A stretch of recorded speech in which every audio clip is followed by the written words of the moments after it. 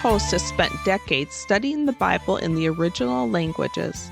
He holds degrees from the University of Wisconsin, Moody Bible Institute, Asbury Theological Seminary, and Bethel Theological Seminary. With the help of some of his friends, in 1994, Dr. Rako founded a national volunteer ministry to hunters. He is an author, dog trainer, and speaker. Tom served as a full-time pastor for 36 years. Now here is your host, Dr. Tom Rako.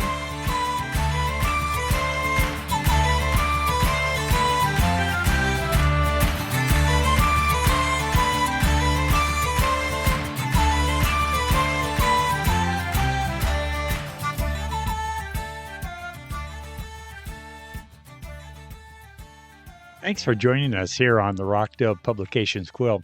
During today's program, I'm going to be sharing from my book, Devotions for Hunters and Anglers, and then also from another devotional book that I edited and contributed to called Devotions for Bird Hunters. I hope that you enjoy today's program.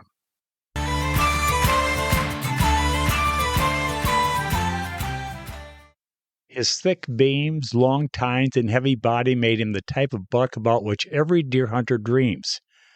Yet this was no dream. This was the real thing. The big bruiser, accompanied by a couple of does, was in an open field and headed straight toward me. When the huge 12-pointer turned broadside, I squeezed the trigger. The slug zipped past. How could I have missed?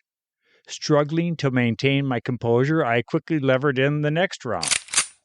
Then, just as the whitetail started to quarter away, I missed him again. And then again.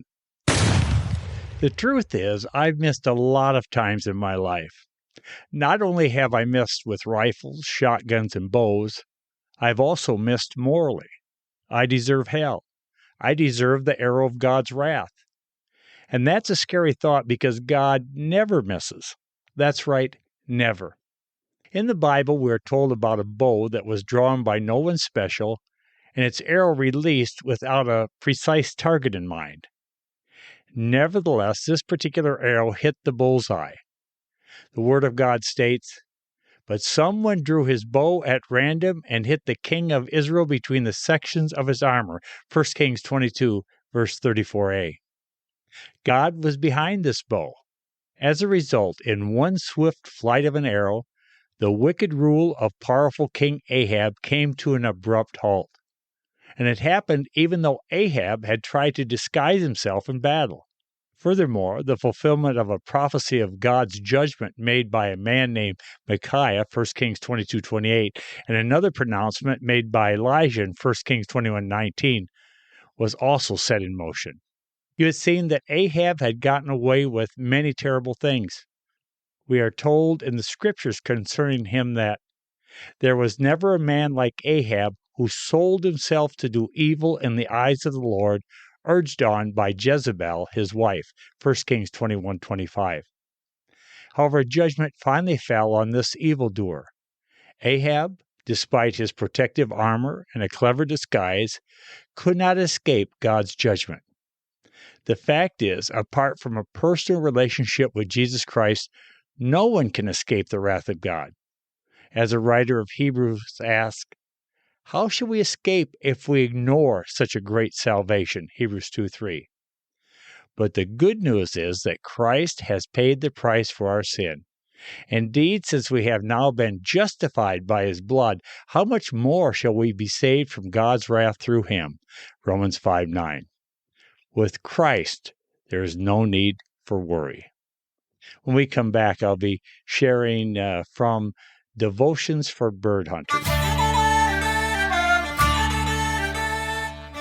Dr. Tom Rako has pulled together 60 hunting and angling devotionals. Every entry has a selected Bible passage to read and a story or personal experience tied into the scriptural point. Some of the titles for entries found in Devotions for Hunters and Anglers include Buck Fever, The Antlered Doe, Catfish Corner, Barnyard Buck, Rabbit Hunt Romance, The Prodigal Pooch, A Case of Pheasant Forensics, Once in a Lifetime Moose Hunt, and Grin and Bear It. You don't have to hunt or fish to enjoy this book. It's a great read for anyone, young or old. To order your copy of Devotions for Hunters and Anglers by Dr. Tom Rako, go to the Rock Dove Publications website, rockdove.com. Visit rockdove.com today.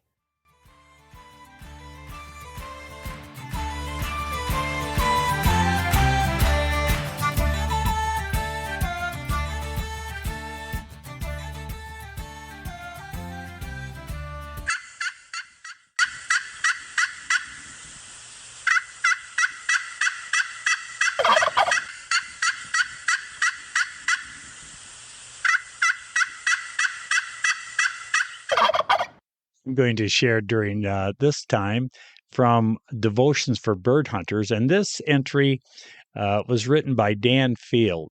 And Dan lives in Illinois. He's an avid turkey hunter and bow hunter, a wonderful Christian man. And he tells about a time that he had with his son. It was a moment in time that you just don't ever forget.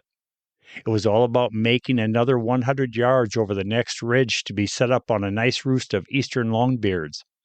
But those 5 words spoken from that little boy's mouth are still branded on my memory. It was a beautiful spring in southern Illinois, and I decided against my better judgment to take my 7.5-year-old son, Kalen, along on a wild turkey hunt. I wanted him to see old Dad put some meat on the table. I'd taken him on scouting trips, and he absolutely loved going. I tried to teach something every time. I always made sure we prayed before we went afield. I wanted him to realize just how important prayer was. Even though I was a Christian, I had not yet grown past that I got to get something and it's all about me stage of my hunting life. My hunting was one area that I wasn't about to negotiate. In short discussions about it with my wife, it was quite simple. I didn't drink any more or carouse around. Hunting wasn't such a bad thing. This was a family tradition passed down for years from both sides of our families. That particular morning, we were running a little late. By the time we found the birds, they were several ridges over, and we were going to have to press on through the dark bottoms and over at least 2 ridges to get close. I should have been able to tell by the look in his eyes that hustling through these woods in the dark wasn't all that appealing to one of his age, but it had to be done. Kalen, not wanting to show any fear or slow things down, set his bottom jaw to the task at hand, and we set out. But it didn't take long for me to start to pull away from him in my haste to get to those birds. I stopped and waited for him to catch up. The 10 yards or so he had fallen behind and started again. Please understand, I'm ashamed of the next part of this story. However, whenever I share it in a public setting, men's heads often drop. Yes, even those of devoted fathers. This was confirmed to me that it needs to be told. I started to pull away from him again as I wanted to take a peek over the next ridge. When I turned around, Kalen wasn't there. Now he was 20 yards or so behind.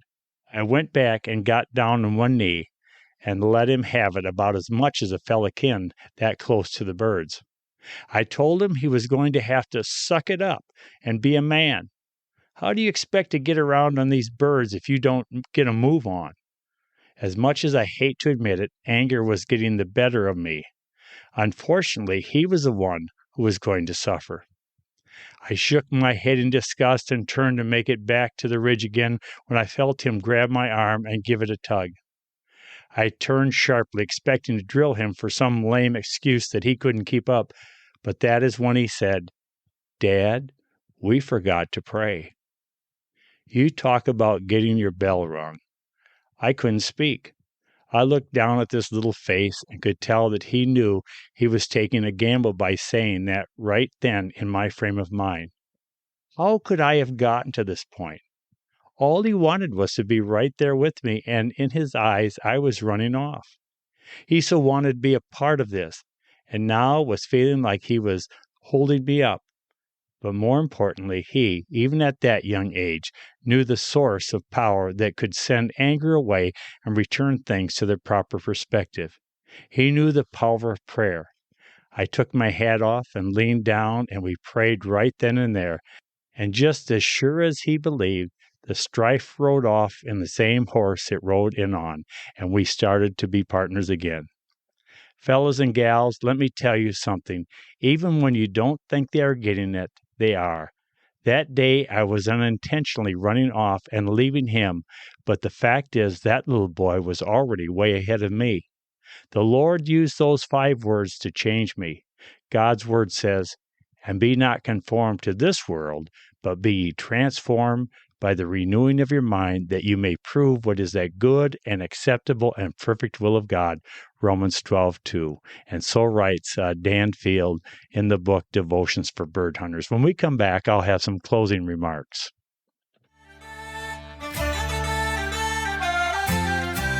Devotions for Bird Hunters, edited by Dr. Tom Rako, is a unique collection of devotions that are written by and for bird hunters. Selections include Lessons from a Bird Dog, Dead Cow Blues, When Life Throws You a Load of Buckshot, Crossing Jordan, Turkey Seasons, and much more. Whether one's passion is quail hunting in the south, pheasant hunting in the north, or calling gobblers in the spring, Devotions for Bird Hunters will prove to be an inspiration.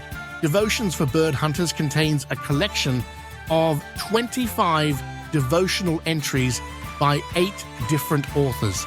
Each devotional entry begins with a suggested Bible reading, tells a true story or experience, and then concludes with a brief prayer. And yet the book itself is small enough to carry in your hunting jacket.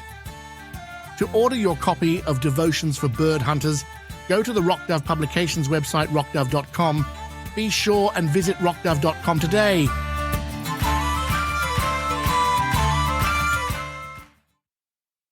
Well, that entry by Dan Field in Devotions for Bird Hunters carries a powerful message. We have all blown it at times as parents, and we also learn from our kids. Dan learned an important lesson from Keelan, who's now a grown man with a family. And the fact is that we can always be learning, and whether we're young or small, we can be used by the Lord, even as Keelan was used in his dad's life, and now his dad has relayed that story and touched many lives and hearts. Well, thanks for joining us for the Rock Dove Publications Quill podcast. I hope that you'll join us again next time.